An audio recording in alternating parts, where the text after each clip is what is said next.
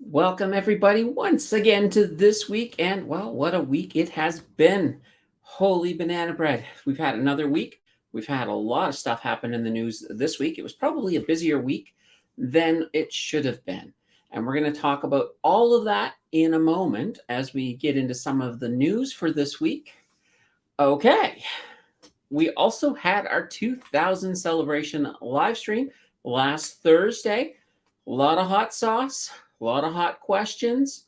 It was great. If you have not checked out that live stream, the replay is up. I would recommend you do because you will get to see me in a new way, in an embarrassing way. We had a lot of laughs, I guess, at my expense, but that's okay. That's what it was all about. We had a lot of fun. But we're back to business as normal. So let's kick off with our top story. Our top story, of course, is, Bank of Canada had another rate hike. Nobody saw it. Well, I don't want to say nobody. Most people didn't see it coming. Most people thought it was going to be a pause. It was not a pause. I was on the fence. I was thinking we were going to get a rate hike. I really was. But as we were getting closer, they were not. Bank of Canada was holding their cards close to the vest. I saw nothing coming from them to indicate. Normally, they give at least a hint that that's a possibility, and they weren't giving anything. So I jumped off my side of the fence. I climbed over to the other side of the fence, and we were wrong. They had their rate hike 25 basis points. Now, this is actually very significant. And one of the reasons it's significant is some people are probably thinking, okay, they just needed another 25. We should be good now. I don't think they're going to stop. I think at this point, the pausing is done. I think they're going to continue. I think in July, we're going to see another 25 basis points. I'm calling that right now. I don't think they're going to slow down. Obviously, if we get some better numbers, maybe I'll be wrong. I hope I'm wrong.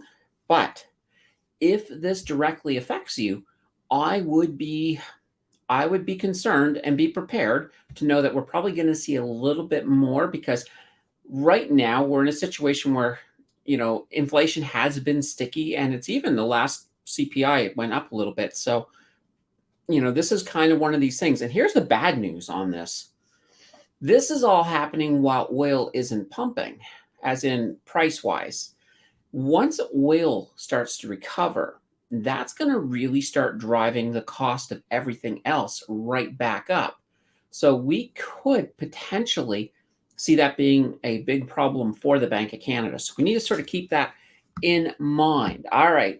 Now, another story that's sort of related to it, we're going to get to that in just a quick second. I just want to say hello to the people in chat. We have Scott in the house. Hello, Scott. Good to see you. Scott made it to the Hot Ones challenge the other night, so he got to enjoy that. And we have Enid in the house. Enid was also at the challenge. Hello, Enid. Great to see you. Nine is in the house. I don't believe Nine went to the challenge, but Nine did watch it afterwards. So that's all I'm going to say about the challenge. Let's just leave the challenge. I'm not going to sort of say, hey, this person was at the challenge, this person wasn't. Anyway, if you haven't seen the challenge, just check that out. And Enid says, I expected the 25 increase, and I'm 50% on another 25 in July. Yeah, absolutely. And we got Verena in the house. Hello, Verena. Good to see you. You made it in on time. That is awesome. Yeah, so here's a funny thing. So this rate hike, it's going to affect a lot of different things. Interest rate now is becoming a problem. And there's an unintended victim out there who you wouldn't think of as a victim, but it is the landlords in Toronto and other big cities. What's been happening? Record rents are going up. Rents are high. But at the same time as all of these record high rents, some of the landlords are actually starting to lose money, specifically like people who own condos and are renting out condos. So according to the CIBC, they're saying that 52% of condo investors with mortgages in the Greater Toronto area are actually renting out their properties at a loss.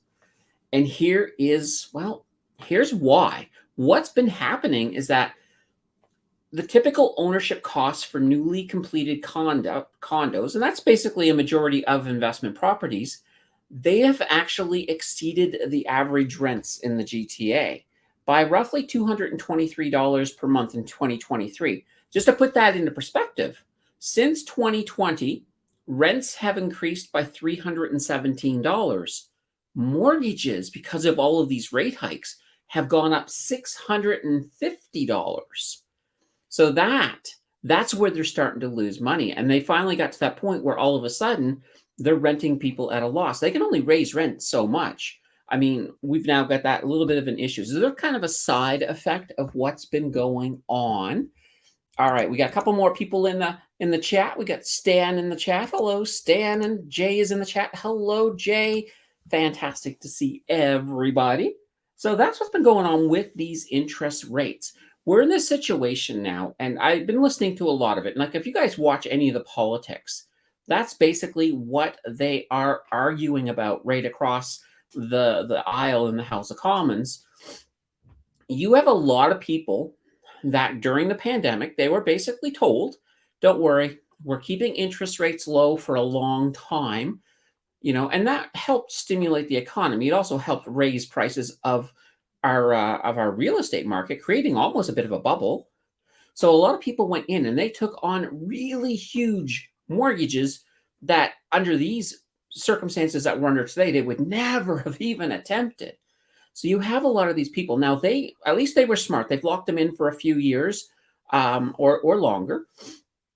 But here's the issue. While these rates are going up, once these term rates on these mortgages come back up for renewal, a lot of these people are going to be left in that situation where they're just not going to be able to afford this new mortgage that's going to be coming. So you're going to see a lot of defaulting on mortgages.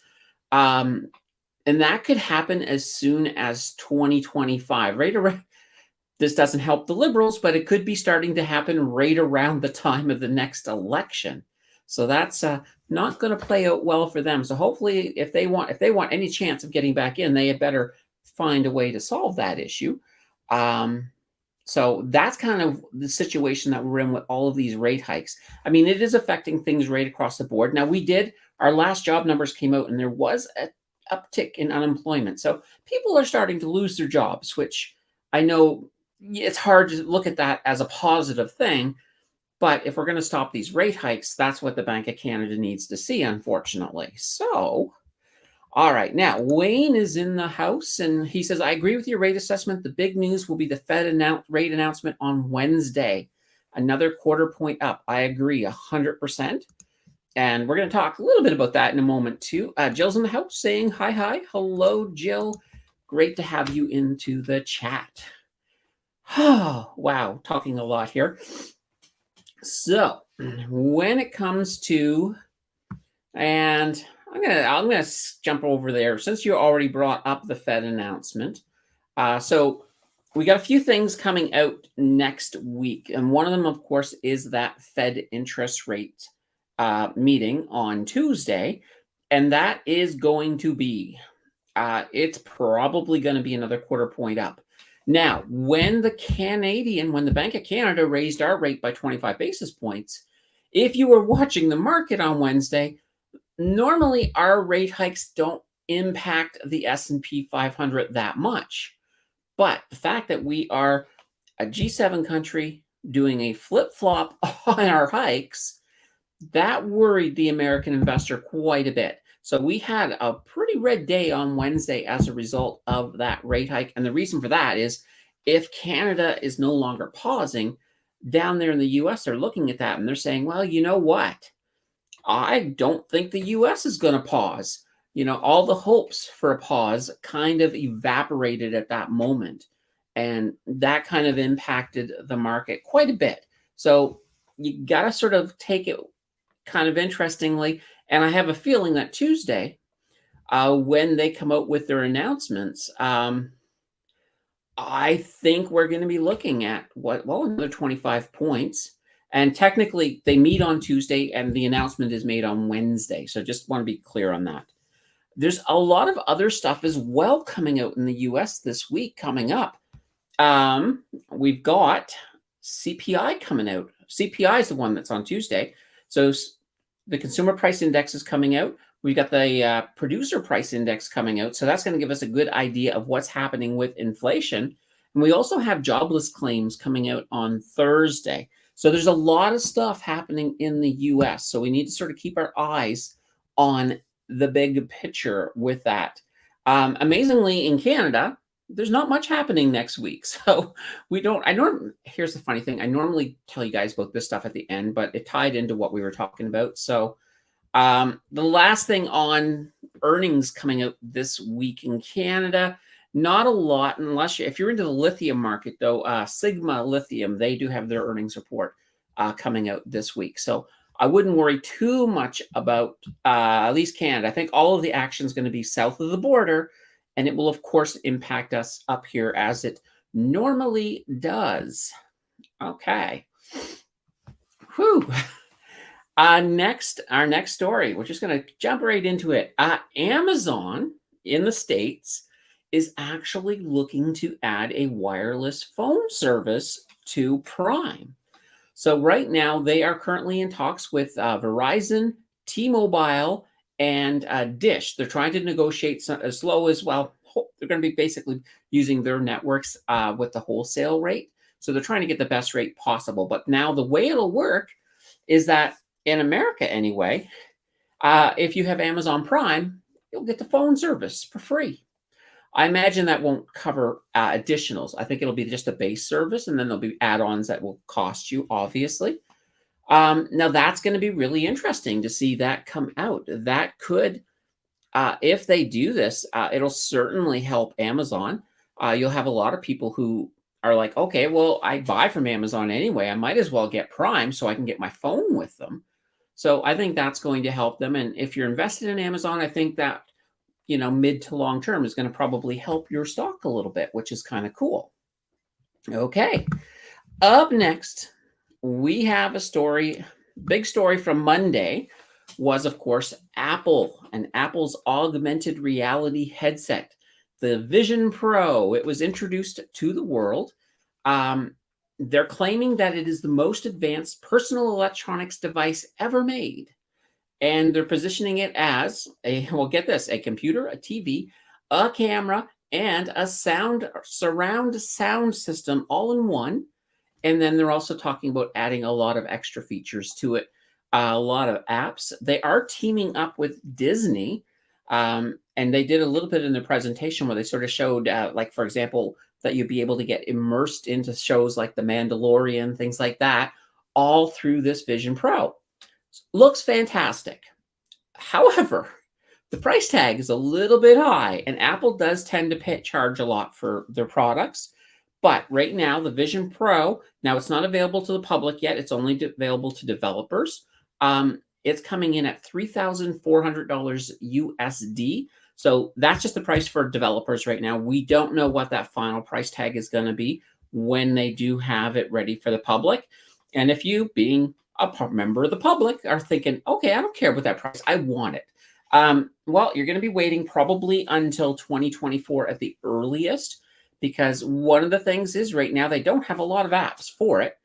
So by making it available to, of course, the developers, that gives them an opportunity to basically add and create a whole bunch of apps. So we're going to see a lot of apps made so that when it is released publicly, they will have a whole bunch of bells and whistles as well. And then we'll see what that price is going to be. I don't anticipate it going much lower than $3,400, considering what it does. It does look interesting. Some of the issues, I think, is I'd love to know the exact weight and whether this is going to be something that if you're wearing it on your head for an extended period of time, is it going to start causing sore neck muscles? I mean, there's a lot of different things that I think we'll have to sort of find out about this as we go up. But now, Apple also introduced a whole bunch of new offerings, like a Mac Pro with the M2 chip and a few things like that. So they've been doing really well. Apple's done really well this year. I mean, if you guys remember, moving stuff into India and opening stores in India have really helped them as well. So year to date, since the beginning of the year, Apple's up about 39%. So that is not too bad. Save Our Planet is in the house. Hi, everyone. So glad to be able to catch the L, so the live. Yeah, that's kind of awesome. All right, before I go to the next story, a little thing about community and channel members. So every month, channel members get a free, extra, exclusive. I guess it's technically not free because you do pay for a channel membership unless you win one. Because I give away memberships every so often here. I'll probably give some away today actually because right after I tell you what I'm going to tell you. So the June exclusive video is right now they're voting on it. So there's a few different topics every month. I let the channel members tell me, hey, what do you want a video on? And this, they normally give me 3-4 topics. I throw them up in a poll, whichever one wins. I make a video for them on that. Right now, last time I looked, I think the leading topic for the June exclusive video is a reaction video. So that would be me watching a finance video and reacting, I guess. And that will be for the channel memberships. Now, membership people also get to see every single trade I make. And they also get a monthly summary of what my accounts are doing, all the dividends, everything. So they get to see, all of the bells and whistles behind the scene. Now, if you want to still see some of the bells and whistle though, and you don't, you're like, well, I don't know, with those interest rates so high, I can't afford a membership. Fair enough. In that case, just download the Blossom app. There is a link below for that. And over on Blossom, you can also see all of the trading that I'm doing. And it gives you a good peek into my portfolio. So that is always a good thing. How do you become a member? Well, oops, here we go. How do you become a member? All right, at the bottom of the chat, there's a couple of icons, and one of them looks like a little dollar sign, like a dollar. You click on the dollar, and it gives you the option to become a member, or you can also gift memberships. Now, I'm going to do this right now because I like to gift once a month, and so this is the new thing is that I'll do my gift each month right before the monthly video. That way anybody who wins gets that opportunity. So give me a second here. Let's just get in here. I'm going to get this going. All right, here we go. All right, we get some, it should be going through any moment. All right, and here we go. We're going to get a few more members here. And it should be announcing it in the live chat any moment. And let's see. So Bleak 784 has won a membership. John Walker has won a membership. Chili Dog has won a membership. Michael Broman has won a membership. And Red Beard's World has won a membership. So congratulations to the 5 of you. You all now have that ability to go over and vote on what this video is going to be. And if this is a video that's going to drop actually on Saturday. So that is kind of cool. So I have to actually make it a little bit later in the week. See if I'm going to be doing a reaction, or I think the one in second place is somebody wants me to do some YouTube videos of sort, like how do you do this, that, and everything else. So it's absolutely fantastic. And let's see here. Scott says, winner, winner, congrats. And me too. And 9 says, do you have channel emotes for members? I don't yet. It is on my list of things to do, is to make some specific emotes for the members. Right now, it's mostly been about just getting that exclusive content out there. And I've been sort of part of the whole reason I give away some memberships every month as well. Is just to give people exposure so they can come in, they can see what it is that they're getting. And I always want to also improve what I'm offering. So one of the things that I have discovered with the community, and no offense to my community, I love you guys, is that with the channel memberships, I give them the option to basically just choose what they want me to vote, what they want for the vote. So I'm like, and you can put anything you want in there, but sometimes people are just they just don't get that creative. I'm just like, okay. Like I think this time somebody said, "How do you make a thumbnail?" I'm like, okay, there we go. That's in the voting. I think another was, "How do you set up a YouTube channel?" Um, then another one this time around was, oh, the reaction. I thought the reaction was kind of cool. I kind of hope that one wins because I think that would be a lot of fun. And I think the other one was oh, there's another one in there too. I can't remember what it is, but I'm pretty sure there was a fourth one. Um, yeah, I don't know. I can't remember. So that's kind of what we're going to be looking at. But yeah, so back again to the emotes. That is high on my list of things I want to do. And I love the idea of doing a banana bread emoji as well. Because I see that Scott put that in there as well. So banana bread emoji is one option, which would be kind of great. And do you have any? Okay, and I'm sorry to ask again, but how do I become a member? I have to click on the dollar sign. So yes, you click on the there's a little bill, like it looks like a dollar bill. There should be a happy face, a dollar bill, and a little plus sign right underneath where you put in your chat. If you click on that, it should open up a window, a pop-up. So you'd have to, if you have pop-ups disabled, you might have to enable it for that. Once you do that, it then will give you different options. So it should give you an option to subscribe. And there's only one level. I've not created any kind of tiered level. It's like, simple level. Everybody who supports the channel gets everything. So it should be pretty simple. Yeah, if you can't figure it out, reach out to me later, and I'll even see if I can do something where I take some screenshots or something to show you how to get in. So hopefully that works out. Okay. All right, our next story, and I'm going to have a sip of water. So the SEC have had a big week. They have initiated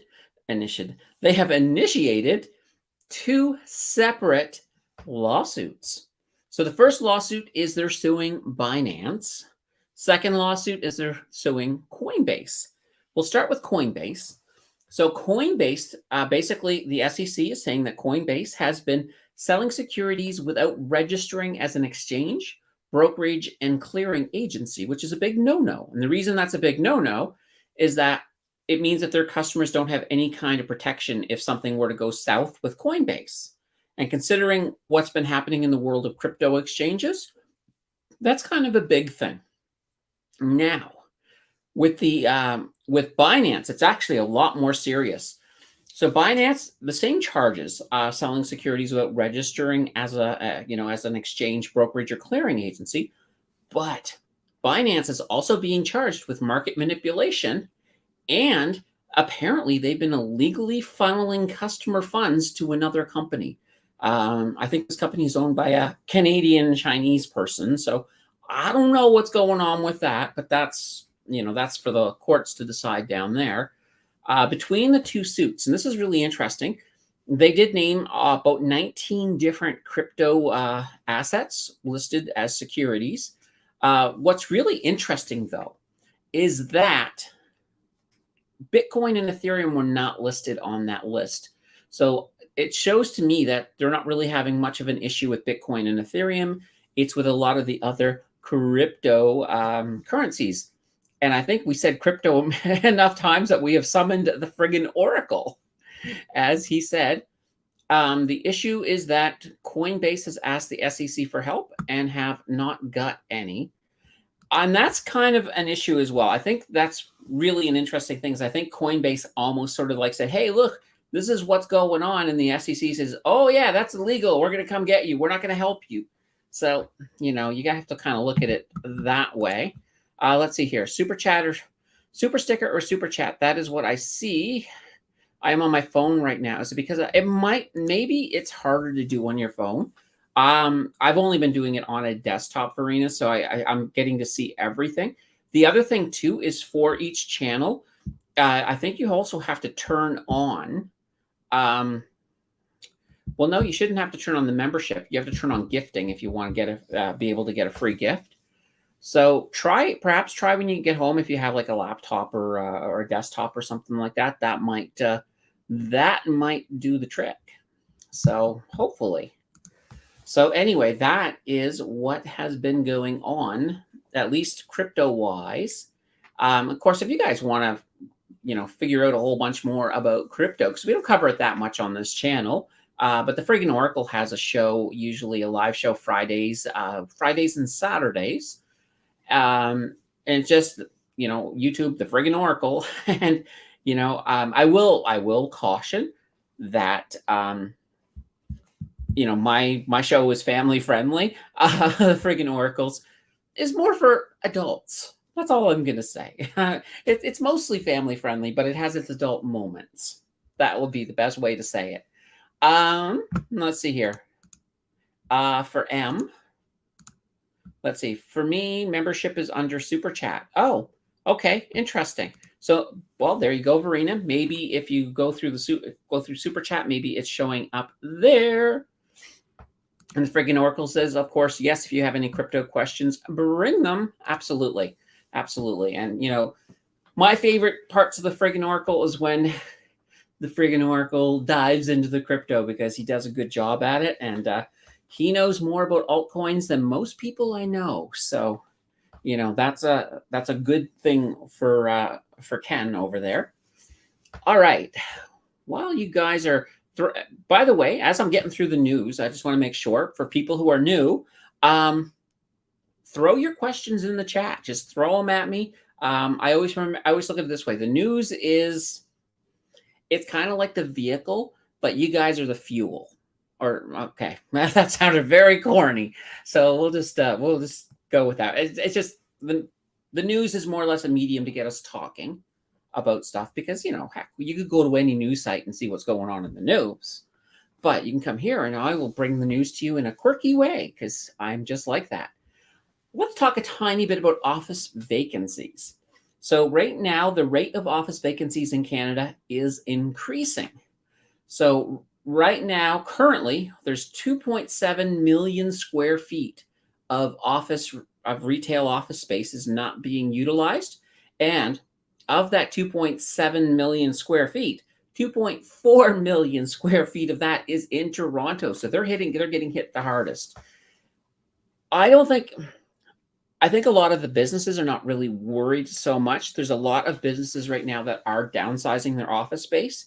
A lot of them are moving into hybrid models where people are working at home, or some people are working at home, some people are working in the office. So by downsizing, this is kind of one of these things that's going to happen. I think we're in a kind of a transitional period as the office of the future is sort of waiting for us to move into them.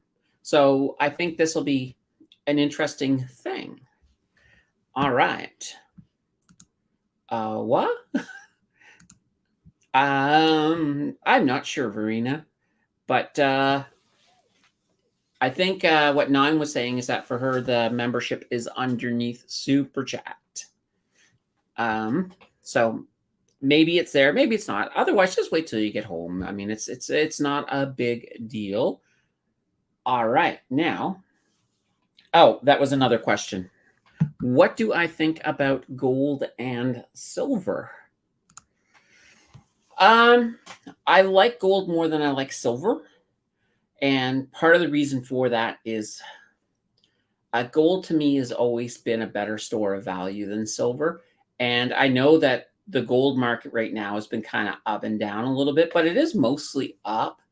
And a lot of it is people are starting to use it as that store of value.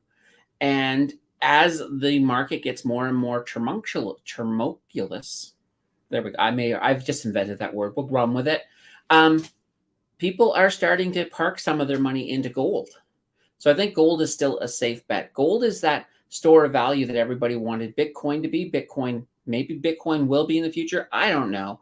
But gold is right now. Gold is a tangible asset. It's a very incredible mineral for the simple reason. And I think Kevin O'Leary dropped a video recently about gold, just talking about the fact that gold never tarnishes and It has a lot of physical properties that makes it really valuable. And for that reason, I mean, gold's never going out of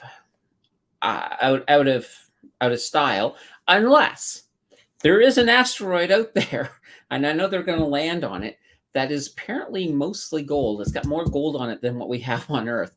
If someone ever found a way to get that asteroid and bring it back to Earth, and safely bring it back to Earth, because I don't know the exact size of it, then I would probably not be holding any gold whatsoever. I would move away from gold in that situation. But until that happens, and that's not something that's even reasonable, so I wouldn't be so concerned about it. Let's see here. Office of the future is Apple Vision Pro. It could be. It could be. I mean, it could be that. Could be. I hate to say the word metaverse, but I know that right now Meta is kind of steaming because Apple kind of stole all the thunder this week. And so I never count Mark Zuckerberg out. So we'll have to see what happens. And I know Microsoft has plans for a virtual office. So there are a lot of plans. We're not seeing them as much right now, but between AI, between Apple Vision Pro, I think a virtual office is going to really be the wave of the future. And as these get better, and from what I've seen with Apple Vision Pro, they've got, you could be talking to somebody there virtually, and it will actually look better than a hologram in Star Wars. So we're starting to get there. We're starting to really, really get there. Okay. Oh. Okay. What are your thoughts on the talk of another lost decade of the stock market? Well, I mean, it's kind of interesting. Here's the thing that's interesting about it. We can't really say that that decade began in 2020 because the stock market soared with all of the supports and money that came into the system. Would we be looking at a 10-year slump right now? I don't think we are. And I think part of it is, well, I mean, technically, the S&P 500 entered a bull market. On the technical, I'm still not calling it a bull market yet. But I mean, technically, from our low in October, we passed the point, and I think it's like 20%. We've passed that, so we are technically considered in a bull market, but it'll be interesting to see. I wouldn't say recovery yet. And most of that right now is being powered by, of course, tech.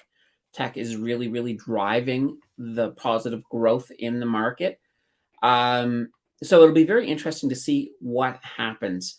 And I think until we get to a point where the rate hikes are completely done, so we're talking the Fed, I'm not even worried about Canada at this point, but by the time we get to the point that the Fed is done hiking our rates, then I think we can start looking at a bit more stability. 10 years, I don't think we're going to lose 10 years.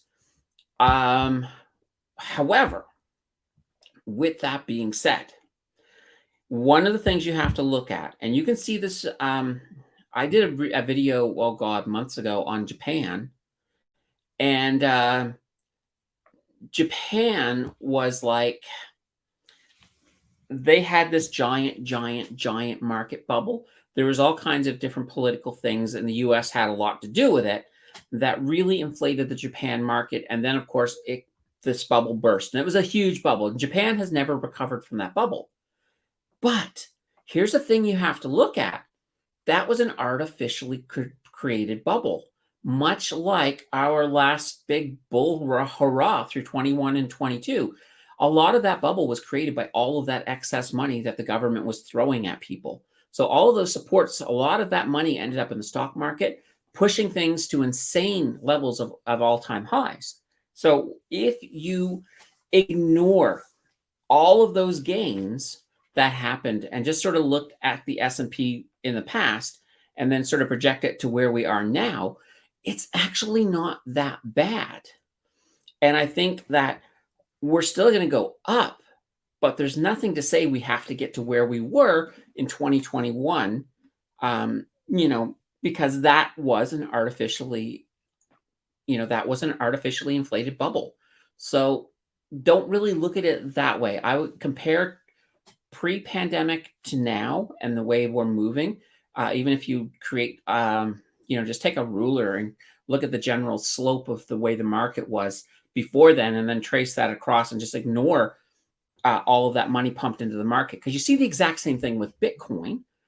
when we look at that giant all-time high, like, 60 some odd thousand US, that was totally inflated by all of the support. And a lot of the people getting the support saw Bitcoin as a way to make money very fast. So that's why it got hit even more than, for example, the regular stock market. So that creates a massive amount of a bubble. And what we want to do is we just want to kind of ignore that, but pay attention to the overall market, pay attention to the overall trends, and then you can get a better way to sort of judge exactly how healthy the market is. When we start comparing today's market to that bubble, we're not working on, I think, good data. And, will we get back to those all-time highs? Of course we will eventually. It wasn't, in our case, it wasn't as big of a bubble as what they had with Japan. So we'll have to sort of take it that way, and we'll see. We'll see how this is all going to work out. But I think the next couple of years is going to be very interesting in the market. But I don't actually think we're going to get a lost decade. All right, and it looks like I think Jill helped out Verena. Thank you, Jill. Scott says, I think Apple will win that fight. Yeah, absolutely. I think Apple, they know what they're doing. They don't, this is the nice thing. And then, Verena was happy. One of the big things with Apple is Apple's not one to pump something out before it's really ready. They also just don't sort of throw things willy-nilly or throw things at a wall to see what sticks. They put a lot of effort and research into their products. They charge more, but their products are also really, really good. My first tablet, like I've got my tablet now, but my first iPad, it's like pushing almost 10 years old and it works fine. It just doesn't have enough memory. But, just to keep that in mind. Do you hold any BTC? Currently, no. Well, I might have like a fraction of a fraction of a fraction over on ShakePay. But no, I currently am not holding any BTC. And yeah, see, and here's exactly, Friggin' Oracle sees, I think he sees what I'm talking about. And yes, we need to start a new 5-year trend. And something, thanks. I'm not sure for what, but you're welcome. Okay. Now, speaking of the economy and some of the issues, there's been more recession talk. So, Eurozone has entered a technical recession. So new data is showing that the EU's collective economy shrank by 0.1% last quarter, and they shrank the quarter before. So they've now had 2 quarters in a row of negative GDP. So they are in a technical recession. It has not been called. I want to be clear on that, but they've hit that textbook definition. Now, I think over there, and this is all coming from The Guardian, provided this information. Their GDP has been dragged down quite a bit by the fact that people are not really spending that much anymore, basically because the cost of living is keep on going up. And in Europe, it's a bit more of a crisis than it is here. So that's kind of an interesting thing. Okay, so that there, my friends, that's it for the news. Now it's all up to us to just talk about whatever the banana bread we want to. So, okay, do you like gold ETFs? I prefer physical for precious metals. Okay. I don't have a problem with a gold ETF, but it's not really a long-term hold. I will sometimes do swing trades off of some specific gold ETFs if I see that, like if the market I see is going to have a really tremendous day, I may jump in and go, okay, I'm going to grab, so many shares of this gold ETF, sell it a little bit later in the day or later in the week when it's up. So, but yeah, no, if I was, well, here's the thing though. When you go with physical precious metals, whether it be gold or silver, then you do have the issue of, well, you have the custodian issue. So, if you take it home, that's fine and dandy. But if somebody were to break in your house and steal it, that's kind of not good. With like a gold ETF or investing in, for example, a gold company, you're not going to have that issue. Now, the other thing too is if you want to hold and invest in a good amount of gold, you probably want to have, work out someplace to store it. I wouldn't say storing it in your house is the best idea. Now, the nice thing is though, if your house were to burn down, your gold is probably going to be fine, though you'd have to, sift through things to find it. But even then, it's just that whole thing. If somebody finds out you've got a bunch of gold sitting at your house, uh, I wouldn't want to do it that way. Uh-oh. And see, look, here it is. Kay Miller, he lost all of his gold in a boating accident. So his gold is not even at the bottom of the lake. It's probably a foot down in the mud at the bottom of the lake. So that's one of those things. When you take now, if you own an ETF or if you're invested in some kind of a gold fund, you don't have that danger at all. You don't have to worry about. Now, obviously, you want to be with a reputable fund because you want to make sure that they're not going to be a situation where you invest in some fly-by-night gold company and then they go up. Whereas if you do something like, I think one of my favorite gold ETFs is with iShares, and I trust iShares. So, and there's also, and here's an interesting thing with gold too. You can play gold. You can also play inverse gold. Like there are inverse gold ETFs that basically the stock on those goes higher when gold goes lower. So if when the economy is doing really well and gold is starting to come down a little bit, that might be a play. But keep in mind, they're very risky. So now Wayne says, in regards to gold, when Bitcoin appeared on the scene, a number of my gold trading friends moved over to Bitcoin, trading volumes collapsed. Yeah, that is absolutely true. I mean, I think Bitcoin is doing fine. I may not have any, but when we talked about that giant artificial bubble again, when you do a line all over Bitcoin to exclude that, you'll actually see that we're not that far away. Well, here, let me see. Give me a second here. I'm going to pull this up just because, if I show it to you, and I'm on a 1 hour chart. So I'm going to move to let's go with a 3-month chart. All right, now let's pull this down here.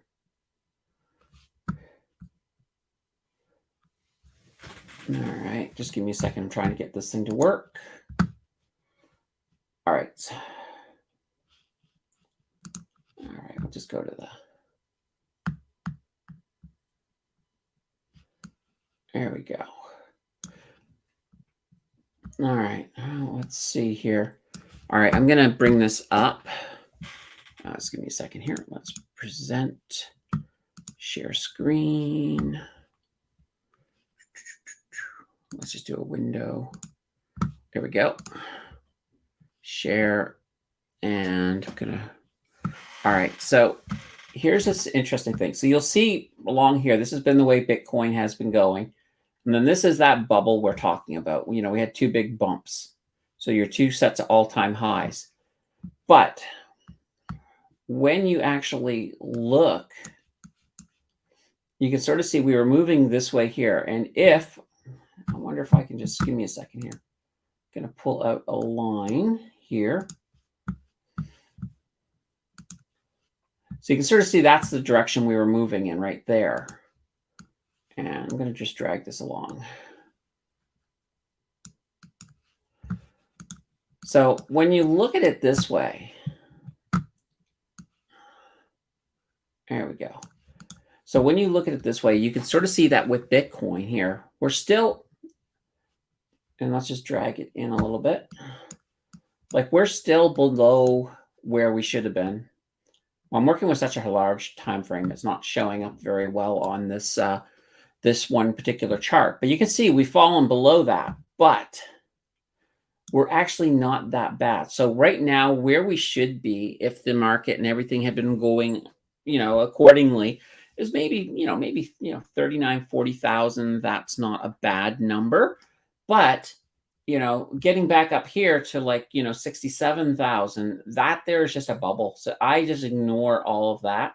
So when I'm comparing where we are compared to where I think we should be, we're down a little bit, So right now we're at, what are we at? 26,000 when we should be. So we're about 10,000 or so below. 10 to 14,000, opposed to looking at this whole big thing up here, the whole bubble. So I just don't use that bubble. So that's just kind of the way I I look at it. Yeah, Bitcoin. That would be funny. Yeah. It's a new, hey, each pod, each corn or each corn comes with all the niblets. Yeah, I don't know. I don't know where I'm going with that.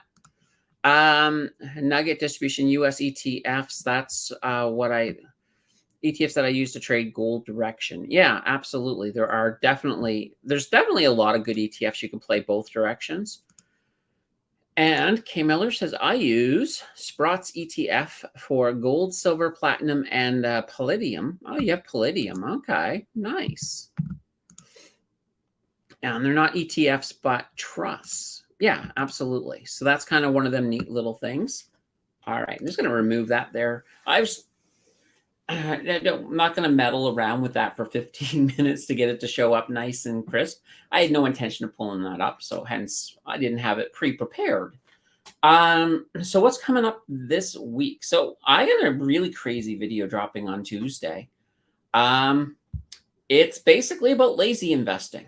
So I have a lazy investing video dropping on Tuesday. I'm going for a little bit of humor on this one, but it's still a serious topic, and I think it's still some good information. But it'll be really, really cool. So that's coming up on Tuesday. Then we have a deep dive. I think it's going to be a deep dive on Thursday. I haven't figured out yet on Friday. I'm so used to the Monday, Thursday thing.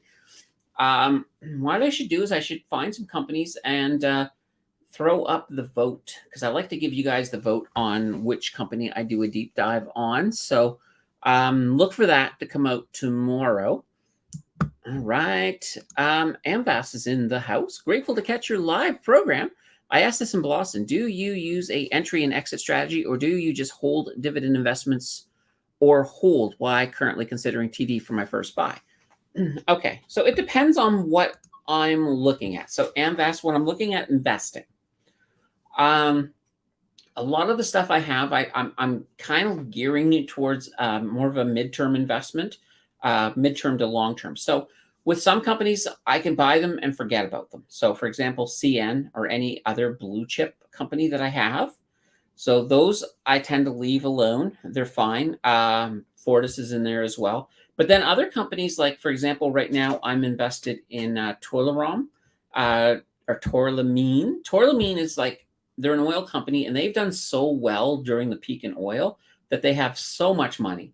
Now, one of the things that they have been doing this year, and they said they were going to do 4 of them, and we've had 2 so far, special dividends. That's in addition to their normal dividend. And the first one was $2 a share. The last one, they did come down a little bit to $1.50 a share, but there's still 2 more of those. So I'm holding a big chunk of Torlamine for those special dividends. So I'll hold that for a year. And then at that point, my exit strategy with them is going to be, well, I'll look for them to be in the green. And I have a feeling that oil is going to rebound in the fall anyway. So it'll be really interesting to see how that goes. But, okay, when it does come to how I look at an investment, is I look at the fundamentals. Like, I like to see whether a company has the pockets to to withstand anything that's thrown at them. So if they have good fundamentals, if I like the company and they have good returns, I'm probably going to hold them until things change fundamentally. And that does happen from time to time. I know with one recent example is my position in Scotiabank. I actually moved it from Scotiabank over to National Bank, only because I saw a sooner upside on National Bank and I really was liking what they were doing. But that's one of those things. At the same time, by doing that, I also put in the system a tax loss harvest, because by getting out on Scotiabank when they were down meant I created a loss, which I could then use in taxes against, measure that against gains, then move that over to National Bank. So if, for example, when I'm National Bank, if I ride that wave and I decide that, okay, well, I would rather have it in TD Bank or maybe Bank of Montreal. Here's an interesting little trivia point. The very first stock ever listed on the TSX was Bank of Montreal. So I the other day I was just like, what was the first stock they ever listed? And so I did a Google, found out, and I was like, oh, okay, that's interesting. So what was I saying? So yeah, with that, I sort of look at how I'm getting into one of the big things, and especially if you're new, is you want to be always making sure you do your research. Like coming onto YouTube or coming onto Blossom and asking questions is fantastic. But take your answers and do a little bit of research because you don't want to blindly follow somebody. Like if you were to come up to me and say, "Oh, what should I buy as my first stock?" and I went and named some company, um, and then they turned out to be a dud. Well, you'd be very mad at me, but it wouldn't be my fault. It would actually be your fault for not following up if I, gave you a dud. Now, I would never do that. I try not to. I really try not to sort of say, oh, you need to go invest in this stock. I'll usually tell you, I'll give you the information. I'll be like, okay, here's some stocks, but you have to do the due diligence. You always have to look at what you're spending because this is your money, right? So money is hard to come by. So for that very reason, you can't do too much research and learning how to do fundamentals. And that's one of the nice things is when you look at my deep dive and you see some of the fundamentals I'm looking at, then you can be like, okay, well, I'm thinking about doing TD. Well, let me take a look at some of those fundamentals because you can go over to like Yahoo Finance, for example, and just with Yahoo Finance, you put in TD, you can then get all of their stuff. And you know what? Let me show you. Let me show you. I'm going to put this back up here. And let's go over to Yahoo Finance. Here we go. Yes, you can use my current location. There we go. So there's Yahoo Finance. And give me a second. I have to look. I got the camera right in the way of the boxes. There we go. That's the one I want. There we go. Okay. So with Yahoo Finance, you come in here, you'll put TD, but you'll want to make sure that you're taking the Toronto one. So you'll see there's also the New York because they're on that as well. So always look for that .to. And you'll come in here. Your first page, you're going to get your basics. So for example, here, you can see their market cap's 145 billion. They've got a beta of 0.84. What that means is that the S&P average beta is 1. So if they're lower than 1, it means that they're less volatile than the average for the S&P 500. If that were a higher number, then they're higher. Now, we got the PE, which is price to earnings. So that's 8.93. That's not too bad. Now, where that's most useful is if you were to compare that to the industry average. So look at other banks. Like let's say you had 2 banks and everything were equal, but one had a lower PE. That might be the one you might go with because there's the potential that it could grow more. EPS, so your earnings per share. So that gives you your general information here. You can see their dividend yield, 4.93. So that's not too bad. If you come over to statistics, and this will bring up a whole bunch of your other stuff here. So some of my favorites, of course, return on equity right here. So that just gives you a general idea. The higher this number is, the more you can look at for a return. If that's a really low number or a negative number, then it gets a little risky. Like I try to avoid companies that have a negative return on equity. The other big area too is I love to look at their debt. So right down here, we can see they've got $390 billion in debt. That's pretty big. Now, if we look, and just give me a second here, over here, we'll look at this here. Payout ratio. This is another important one. So this just tells me how much of their earnings are going out to dividends. So the lower this number is, the more sustainable their dividend tends to be. In this case, they have a 46.72%. So that's not too shabby. Zach, I think my username on Blossom is Mountain Finance, I think. Let me take a look. It may not be, but I think it is. We'll pull this up here. There we go. All right, let's see here. Blossom, let's go to my profile. Yeah, it's just straight up at Mountain Finance, all one word. And you'll know it's me because I've got the little check mark next to my name over there. So Um, all right, there was one other thing here.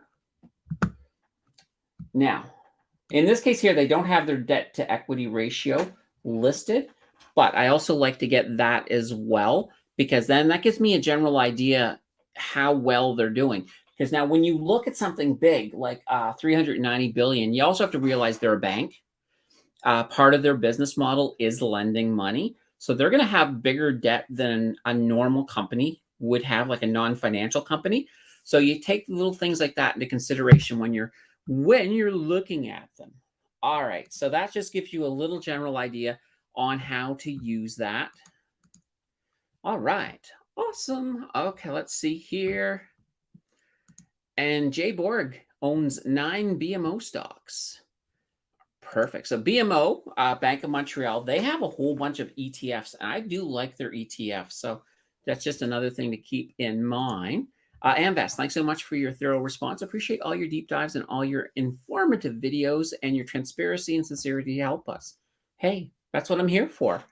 And we already did this. My username at Mountain Finance. In my opinion, your deep dives are way superior to what's publicly available. Would be great to have a link to all the deep dives you have done so far. Well, lucky for you, Fred Zorro, there is a deep dive playlist. So I'll see if I can get the link. Just give me a second here.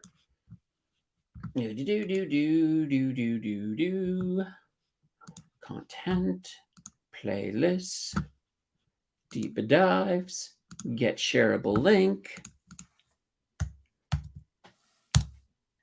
Merry Christmas. Here you go. That was a nice, easy one. But yeah, that is a playlist. It has every single deep dive that I have done. All right. Oh, okay. I follow you already. All right. That's awesome. And Amvas and Blossom, I'm following you. Perfect. Yes, absolutely. This is the thing. I mean, Blossom is awesome. I love Blossom. If you guys, anybody who isn't here over on Blossom yet, just go down there, throw it on your phone, check out what's going on over there. It is awesome. And let's see, Fred Zorro has a huge freshly baked banana bread for this list. Yeah, it's a fantastic list. And that's the thing. I'm at the point now where I've done most of the big companies. There's a few that I probably still need. So we'll get more voting out. So every so often now, when I give my voting list, there'll be a couple that I've done before, but they're probably overdue to do a redo. That's the nice thing about doing deep dives is that the financials change, right? So we have the opportunity to go right back in. Let's see. For banks, is P is price to earnings a better representation than PE? Okay, for banks, is PE a better representation than PE? Thanks for sharing all your insights with us again. You may want to rephrase that, Save Our Planet, because you're asking me, is PE better than PE? And I don't know how to answer that. Not without coming into quantum mechanics, and maybe a PE is not the same as a PE. Anyway, price to book. I like to use them both because what I will look at is PE, for example. Sometimes PE gets inflated a little bit easier than price to book may, like especially when you're dealing with a company that's growing and doing a lot of expanding. And sometimes with these banks, not so much now. I think they're kind of not expanding as much because they're kind of holding back with some of the crises that have been going on. But sometimes I'll have a PE that makes it look like they're overvalued. And then I'll look at their price to book ratio, and that looks great. And I'm like, okay, they're probably not overvalued. Then if I, of course, do a little bit digging, I probably find something that they've expanded or they've done something that's inflated their PE ratio.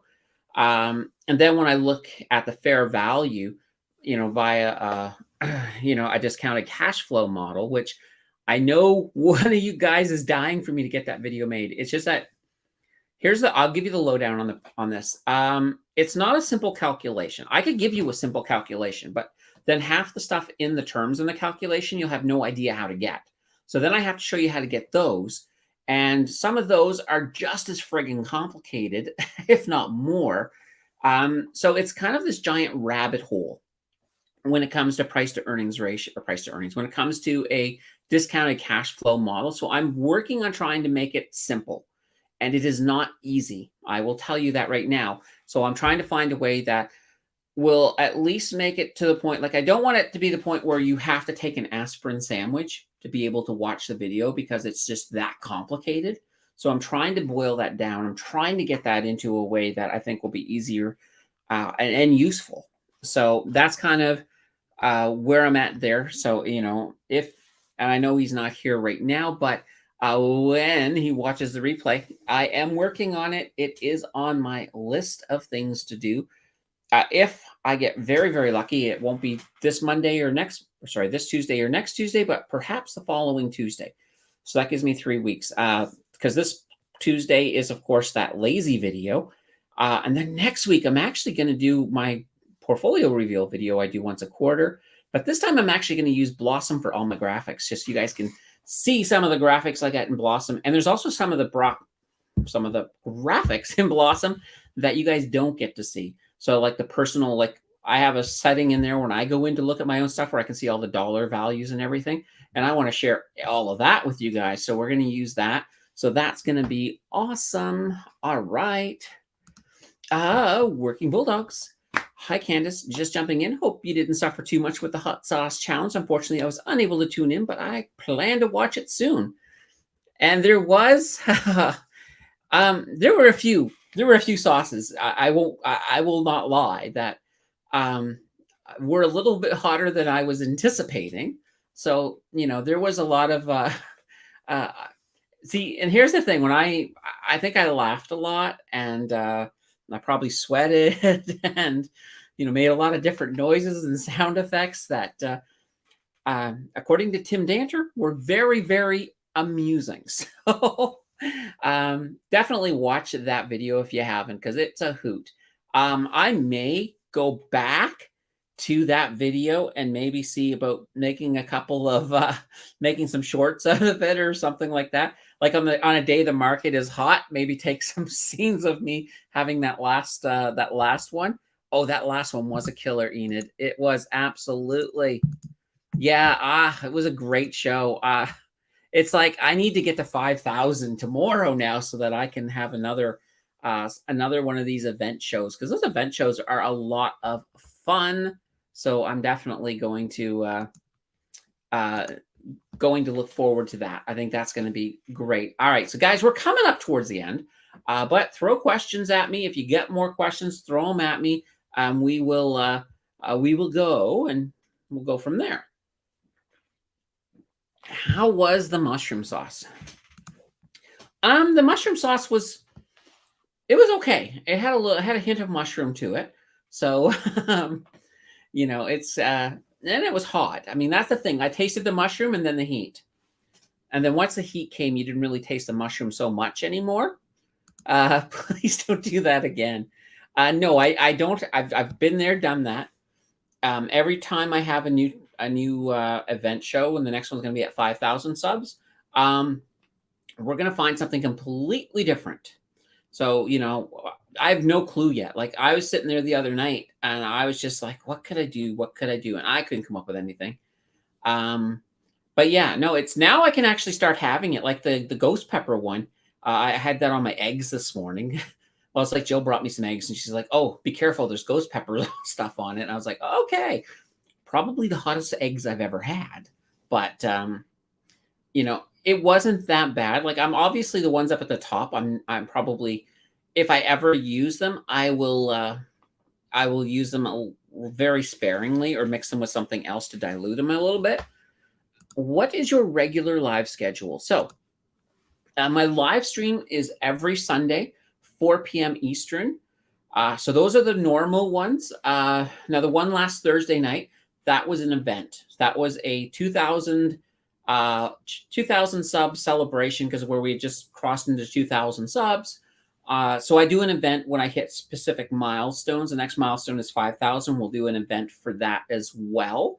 So yeah, that's the schedule. If you're ever, wanting to know, well, when's the next video or when is the next live, and you can't remember, just go over onto our Facebook group. We have one for the channel. It's simply Mountain Finance. It's a private group over on Facebook. Apply. I'll get to you unless you apply after I go to bed. Then I'll get to you the next morning. But it will not. It'll still happen. So here is the beautiful thing. I have a schedule there. It's pinned to the top. Has videos. Sometimes I'll have the names if I already know what the video is going to be, and live streams. And and there's also use the group. You can ask questions in the group as well.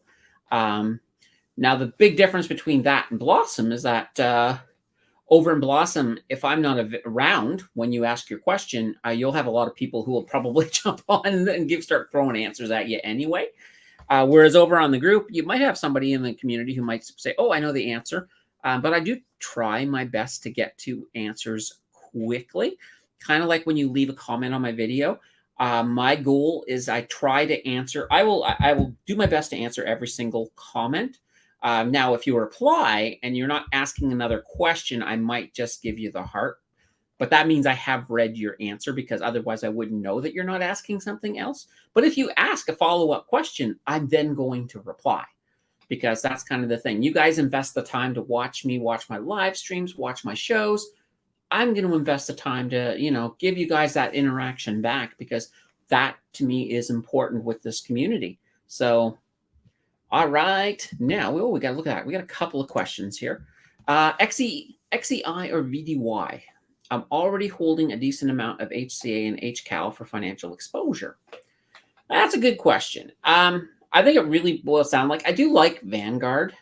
I think Vanguard has a really good ETFs, but XEI is not bad either. I don't think you can go wrong with either of them depending on what your goals are. So I would say both, but once again, it really depends on your goal. I find XEI probably has more potential to move faster, but even then, and here's the other thing too, is depending on what you're looking at, I find with Vanguard, a lot of times you get slightly smaller dividends with Vanguard, but they do tend to grow better. So when you're looking at it from a total return perspective, Vanguard tends to make a little bit more sense. Let's see. Verena asks, do you think the old age pension will still exist in 15 to 20 years? Yes, I think perhaps 15 to 20 years, but it really depends on the AI explosion. Because one of the things, and even Elon Musk has predicted that universal basic income is something that we're not going to have a choice. We're going to have to start looking at something like that somewheres down the line as more and more automation and AI takes over. Will we get to a situation where UBI will become just the big thing that everybody gets? And if that were the case, then it would make sense for old age and CPP and things like that to disappear. And I'll just get worked into the into the UBI system, because then you're not paying all that overhead to manage all of these different systems when it comes to different things. But now with CPP, though, that's another interesting one, only because that's invested. So it'll be hard to see how they would pull this all together. But here's the other thing. Canadian government sometimes works notoriously slow. So even if we got to a point in 10 years' time that we thought we needed to come out with a UBI, it would probably take them another 10 years to get around to doing it. So, will it go away? Eventually, yes, it'll transform into probably a version of UBI someday. 15 to 20 years, hard to say. It could probably be more realistically closer to 30 to 40 years. I would say if you had asked 30 to 40 years, I'd say yes. 15 to 20, maybe. Let's see. I do XEI and VDY to hold the Canadian market. Let's see. All my other ETFs are Vanguard. VEQ. I have VEQT and VFV for my RRSP. Yeah, absolutely. Those are some good, definitely good stuff there. Yeah, I mean, if you're over diversified into Vanguard, then probably, maybe go with the XEI. But once again, you want to look at your risk profile. I know with myself, I try not to hold too many from the same company, but sometimes I probably don't have a choice. Then I'll probably hold a bit of each. Yeah, if you're holding one, let's say you're holding 50% of VDY and 50% of XEI, of the allotted for that little sector. That doesn't hurt. It's more diversification. When it comes to diversification, like I try my best to not hold more than 5% share in any one company and then 20% share in any one sector. Those are my goals. Sometimes I'm over, like my canoe, so EIT.UN right now is up 7 point something percent, but I put a freeze on that. So I don't buy any more canoe until I can get that number down, but I'm not going to sell it because I don't want to sell it. So I'm just letting it, even the dividends I'm getting from Canoe, I don't buy Canoe. I buy other stocks just because I'm trying to get everybody up. It's kind of a bit of a balancing game, but at one point, Canoe was up closer to 10%. So it's down to 7. So my strategy is working. It's taking time to rebalance that Canoe. Now, if Canoe, here's the one exception. If Canoe were to all of a sudden have a massive day and exploded in price, now where it's a fund, I don't see that happening, but let's just say it did. If that were to happen, I would be totally okay with probably knocking myself back down to 5%, only because I would have all of that opportunity to, make a little bit of profit there at the same time. But right now, where they're in the red, I don't want to sell any. I just want to let it organically fall back down to 5%. And Trevor's in the house. He comes in at the end. Hello, Trevor. You may have to watch most of this on the replay. So, because we are coming up here to the end. It's been another great Sunday afternoon. I really enjoy it. So I think it's pretty cool. And it's kind of funny because it feels like I was just talking to you guys the other day, and I was on Thursday with that live stream. But we'll be back in once again. We'll be back here next week for another This Week. We got videos dropping, of course, Tuesday and Thursday. And for the community members, we also get a video dropping for you guys on Saturday. So we will see you guys all again next week. It has been fantastic. Enjoy the rest of your day. Hopefully, for those of us in the area where the smoke was impacting, hopefully the wind stays where it's at now because we don't need that again. All right, everybody, take care. We'll see you guys again really soon. Bye, everybody.